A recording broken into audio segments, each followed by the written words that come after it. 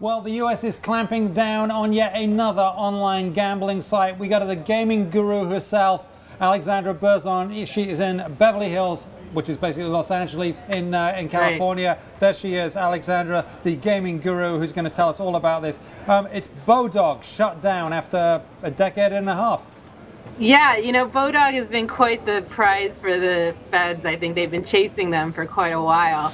By the way, I love being called the gambling guru. But anyway, they've been going after this site for at least the last few years, really sort of chasing. The founder, Calvin Ayre, is sort of a well-known bachelor man about town. He's been, you know, sort of running around the world in these mansions, very high-profile lifestyle. He keeps a blog. I think Playboy is the phrase you're looking for.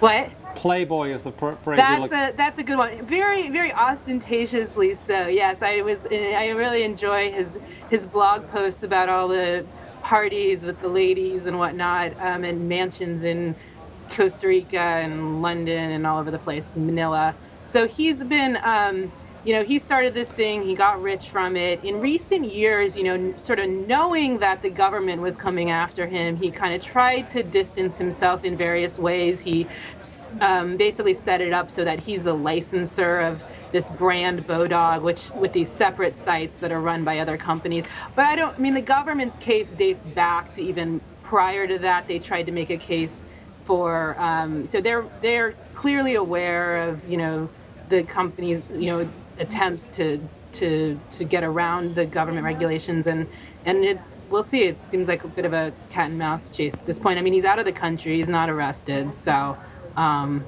anyway, but they did shut down the U.S. facing. So, I mean, the U.S. government has kind of been on a campaign here to go after these sites, but what's different about BoDog that has made this come later? Because they kind of went after some poker sites in the past. Yeah, they've kind of been taking them on piece by piece. These cases are sort of built up over many years. They're not easy cases for the government necessarily, because the laws for gambling there's a bunch of different laws that sort of apply in different ways, and they have to build up these cases. The poker ones were almost more difficult for the government because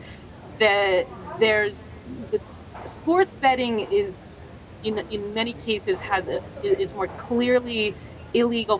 First of all, sports betting itself, operating sports books, is in most states is illegal, and then online gambling laws are more explicit about sports betting being illegal, or laws that refer to sort of the law that refers to transferring betting over wires, which is used to nowadays mean the internet, specifically refers to sports betting. So in some ways, the government has used that in the past to go after sports betting sites, and then the poker companies out of New York's U.S. Attorney's Office were a big thing last year, and BoDog had continued to operate. Alexandra, quickly though, what we have been seeing is many states moving to legalize online gambling for their state's residents. So it seems funny that this is completely at odds. The federal government doing one thing at odds with what many states are doing. When are they going to come to some stasis and sort of have one set of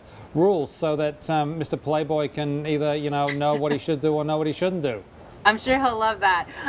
But the federal government the Congress is considering laws that would allow, specifically poker is really what's most on the table. It would allow kind of national networks of online poker. Now, if it goes with the state-by-state approach, the Justice Department has indicated that they would be okay with this now, which is a new change in policy that happened last year, that it would be okay for states to allow gambling within their borders online, and then they could probably, people think, sort of form pacts with other states to create kind of interstate networks. But it'd be a complicated system, and some of the gambling companies really prefer to have it be like these national poker networks where the federal government would step in and allow that. But it's unclear if Congress it sounds like lawyers and the government are going to be busy for a very long time. We have to leave it there. Alexandra Berzon in the hardship location of Beverly Hills, the gaming guru herself. Thank you very much.